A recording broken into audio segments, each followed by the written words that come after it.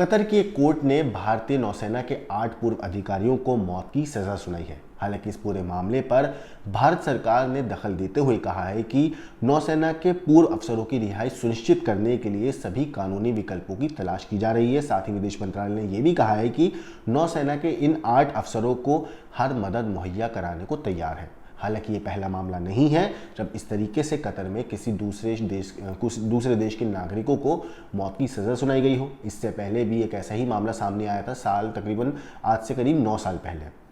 9 साल पहले पूरा मामला सामने आया था जब फिलीपींस के 3 नागरिकों को सज़ा सुनाई गई थी। उन तीनों पे जासूसी के आरोप लगे थे, जिनमें तीनों में से एक शख्स जो था उसको मौत की सज़ा हुई थी और जो बाकी 2 आरोपी थे उन लोगों को आजीवन कारावास की सज़ा सुनाई गई थी।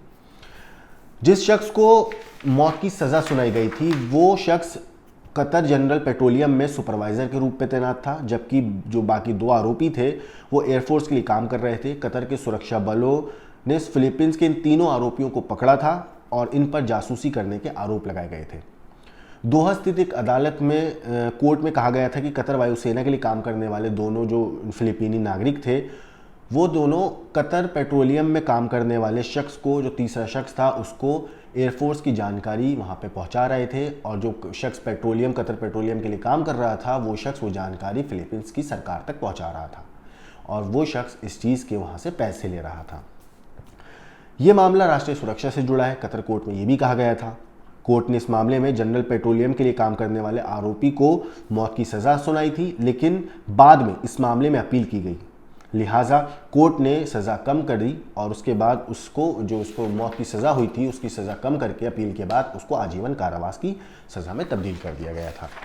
हालांकि जो 2 लोग जिनको आजीवन कारावास की सज़ा हुई थी उन दोनों के ऊपर भी अपील हुई थी, जिन बाद में उनकी सज़ा को भी 15 साल में बदल दिया गया था। लेकिन जिन 2 आरोपियों की 15 साल की सज़ा सुनाई गई थी उसमें एक आरोपी का नाम था रोनाल्डो लोपेज ओलेप।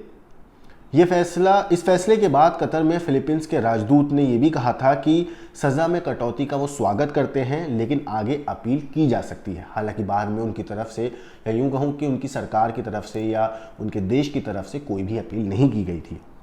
इस केस में सबसे अहम बात यह थी कि कतर कोर्ट ने अपील के बाद मौत की सज़ा पाए गए जो शख्स था, जो वो कतर पेट्रोलियम के लिए काम कर रहा था, उसकी सज़ा को मौत की सज़ा से तब्दील करके आजीवन कारावास की सज़ा में बदल दिया था। ऐसे में भारत सरकार के पास भी 2 रास्ते हैं। अगर वो चाहें, उनके पास इस टाइम पे 2 विकल्प हैं बेसिकली। पहला विकल्प ये है कि या तो वो इन 8 पूर्व नौसेना के अफसर जो हैं, अधिकारी जो हैं, इनकी सज़ा को लेकर, इस केस को लेकर वो अंतर्राष्ट्रीय कोर्ट में जाके इस चीज़ का मुद्दा उठाएं, इस पूरे मामले को अंतर्राष्ट्रीय कोर्ट में लेके जाएं, या फिर दूसरा इसमें विकल्प है कि वो केस में कतर के अमीर से अपील करें कि अगर संभव हो तो 8 भारतीयों को, जिन लोगों को मौत की सज़ा हुई है, उनको माफ़ कर दें। अब इस पूरे मामले पर क्या होगा क्या नहीं, ये तो आने वाले वक्त में हमें पता चल ही जाएगा। और जैसे इस बारे में कोई भी अपडेट आएगी हम आपको क्राइम तक पर ज़रूर दिखाएंगे। बाकी देश और दुनिया की क्राइम की खबरों के लिए देखते रहिए क्राइम तक।